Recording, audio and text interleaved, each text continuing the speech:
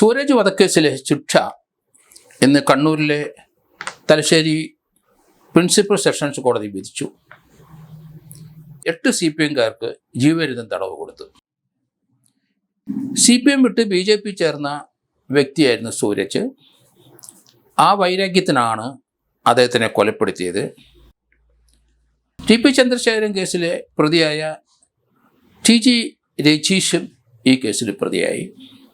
പോലീസിൻ്റെ അന്വേഷണത്തിലെ രജീഷ് പ്രതിയായിരുന്നില്ല. പക്ഷെ പിന്നീട് അദ്ദേഹം കുറ്റസമ്മതം നടത്തി.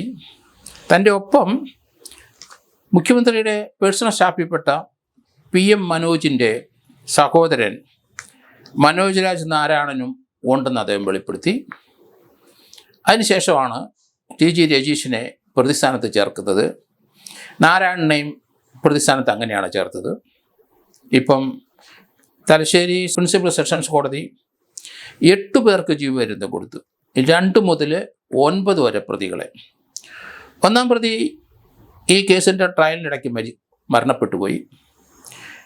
അതുപോലെ തന്നെ 11-ാം പ്രതിയും ഈ കേസിനകത്ത് 3 വർഷം മാത്രമേ ശിക്ഷിച്ചിട്ടുള്ളൂ. 10-ാം പ്രതി മരണപ്പെട്ടുപോയി. അപ്പോൾ 2 പ്രതികൾ മരണപ്പെട്ടു. 8 പ്രതികൾക്ക് ജീവപര്യന്തം തടവ് കൊടുത്തു. 11-ാം പ്രതിക്ക് 3 വർഷവും തടവ് കൊടുത്തു. കേരളത്തിൽ വളരെ കൊളിലൊക്കെ സൃഷ്ടിച്ച ഒരു കേസ് തന്നെയായിരുന്നു ഇത്. ഇതിനകത്ത് TK രജീഷ് എന്ന് പറഞ്ഞ ആൾ നേരത്തെ ഒരു കൊലക്കേസിനകത്ത് പ്രതിയാണ്. അയാൾ ഒരു കുറ്റസമ്മതം നടത്തിയപ്പോഴാണ് വീണ്ടും പ്രതിയാകുന്നത്. താനൂടെ ഈ കൊലക്കേസിനകത്ത് പ്രതിയായിരുന്നു എന്നാണ് വെളിപ്പെടുത്തിയത്. തൻ്റെ ഒപ്പം മറ്റൊരാൾ കൂടി ഉണ്ടായിരുന്നു. അയാൾ മുഖ്യമന്ത്രിയുടെ പേഴ്സണൽ സ്റ്റാഫിൽപ്പെട്ട ആളുടെ സഹോദരനാണ്. അയാളും ഈ കേസിനകത്ത് പ്രതിയായി. അയാൾക്കും ജീവപര്യന്തം തടവ് ലഭിക്കുകയും ചെയ്തു. 1-ാം പ്രതിയും അതുപോലെ 12-ാം പ്രതിയും ഈ കേസിനകത്ത് ഒഴിവാക്കപ്പെട്ടു. കാരണം 2 പേരും മരണപ്പെട്ടു. 11-ാം പ്രതിക്ക് 3 വർഷം തടവുള്ളെങ്കിലും 2 മുതൽ 9 വരെ പ്രതികൾക്ക് ജീവപര്യന്തം തടവ് കൊടുത്തു. TG രജീഷ് ഒരു ജീവപര്യന്തം തടവിൽ തന്നെ ശിക്ഷ അനുഭവിക്കുന്ന ആളാണ്. കേരളത്തിലെ പല രാഷ്ട്രീയ കൊലപാതകങ്ങളിലും പല പ്രതികളും ശിക്ഷിക്കപ്പെടുന്നെങ്കിലും ഈ കേസിനകത്തുള്ള എല്ലാ പ്രതികളെയും ശിക്ഷിച്ചു. മരണപ്പെട്ടു പോയവരെ ഒഴിച്ച് ബാക്കി പ്രതികളെ ശിക്ഷിച്ചു. അതേസമയത്ത് ഒരു പ്രതിയെ മാത്രം, 10-ാം പ്രതിയെ മാത്രം വെറുതെ വിടുകയും ചെയ്തു. കേരളത്തിലെ രാഷ്ട്രീയ മാറ്റം അങ്ങോട്ടും ഇങ്ങോട്ടും മാറുന്ന പല പ്രതികളും ഇതുപോലെ കൊല്ലപ്പെടുന്നുണ്ട്. ഇത് CPM വിട്ട് സൂരജ് BJP-യിലേക്ക് ചേർന്നതാണ് വൈരാഗ്യത്തിന് കാരണം. അതുകൊണ്ടാണ് ഈ കൊലപാതകം നടന്നത്. കൊലയൊക്കെ സൃഷ്ടിച്ച ധാരാളം പൊളിറ്റിക്കൽ കേസുകൾ കേരളത്തിലുണ്ട്.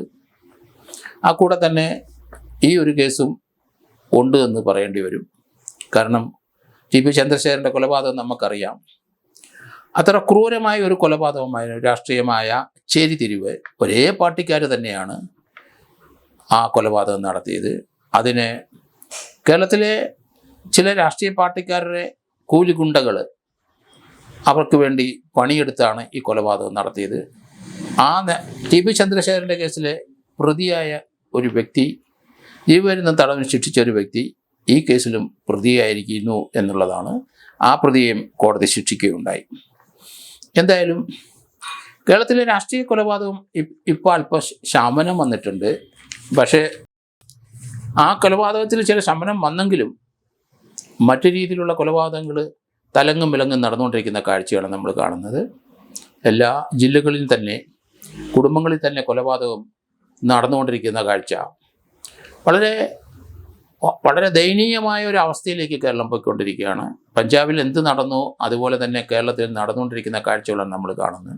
നിരന്തരം 3-4 കൊലക്കേസുകൾ ഒരു ദിവസം റിപ്പോർട്ട് ചെയ്യുകയാണ്.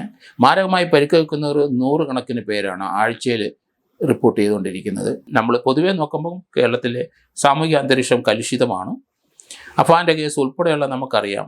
കുട്ടികൾ വീട്ടുകാരെ കൊല്ലുന്ന ധാരാളം സംഭവങ്ങൾ ഉണ്ടായിക്കൊണ്ടിരിക്കുകയാണ്. ഭാര്യമാരെ കൊല്ലുന്ന ഭർത്താക്കന്മാരും കുട്ടികളെ കൊല്ലുന്ന അമ്മമാരും ഒക്കെ സജീവമായി ഇപ്പം നമ്മുടെ സാമൂഹിക രംഗത്തുണ്ട്. ഇതെല്ലാം ഡ്രഗ്സിൻ്റെ അതിപ്രസരത്തിലാണ് 90% കൊലപാതകങ്ങൾ നടക്കുന്നത്. അത് ഡ്രഗ്സ് അടിച്ച് ശീലിച്ചവർ വൈകൃതമായ പല കൊലപാതകങ്ങളും നടത്തുന്ന കാഴ്ച നമ്മൾ കണ്ടുകൊണ്ടിരിക്കുകയാണ്. എന്തായാലും അടിയന്തരമായി ഗവൺമെൻറ് ഈ കാര്യത്തിൽ ഒരു പരിഹാരം കാണാൻ ശ്രദ്ധിക്കുന്നുണ്ടെങ്കിലും ഒന്നിനും ഒരു പരിഹാരമായിട്ട് തീരുന്നില്ല. നിരന്തരം ദൈനംദിനം വാർത്തകൾ ഇതുപോലുള്ള കൊലപാതക ശ്രമങ്ങളും പീഡനങ്ങളും, അതുപോലെ തന്നെ കുട്ടികളെ ഡ്രഗ്സിൽ ഉപയോഗിച്ച് അവരും കാണിക്കുന്ന വയലൻസും ഒക്കെ സജീവമായി നമ്മൾ കണ്ടുകൊണ്ടിരിക്കുന്ന ഒരു രംഗമാണ്. അതുകൊണ്ട് ഇതുപോലെയുള്ള ശിക്ഷകൾ തീർച്ചയായിട്ടും അത് നല്ലൊരു ലെസൺ തന്നെ കൊടുക്കും. കാരണം ഒരാളെ കൊലപ്പെടുത്തിയാൽ അല്ലെങ്കിൽ ഉപദ്രവിച്ചാൽ തക്കതായ ശിക്ഷ ഈ നാട്ടിൽ ലഭിക്കും. അത് എല്ലാവരും ശ്രദ്ധയിലുണ്ടായിരിക്കണം. കാരണം അതോടുകൂടി നിങ്ങളുടെ ജീവിതം അവസാനിക്കുന്നു എന്ന് കരുതിക്കോണം. ഇപ്പോൾ തന്നെ ഈ കേസിനകത്ത് മുഖ്യമന്ത്രിയുടെ പേഴ്സണൽ സ്റ്റാഫിലുള്ള ഒരാളുടെ സഹോദരനും ഉണ്ടെന്നുള്ളതാണ്. കാരണം എല്ലാ രംഗത്തും നമ്മൾ വിചാരിക്കുന്ന പോലെയല്ല, സജീവമായി എല്ലാ രംഗത്തും ഇതുപോലെയുള്ള ക്രിമിനൽസ് എല്ലാ വകുപ്പുകളിലും നിറഞ്ഞു കഴിഞ്ഞിരിക്കുന്ന ഒരു സിറ്റുവേഷൻ കേരളത്തിലുണ്ടായിരിക്കുന്നു. ഇതിൽ നിന്നൊരു മോചനത്തിനുള്ള ആക്രാന്ത പരിശ്രമം നമ്മളെല്ലാവരും നടത്തണം.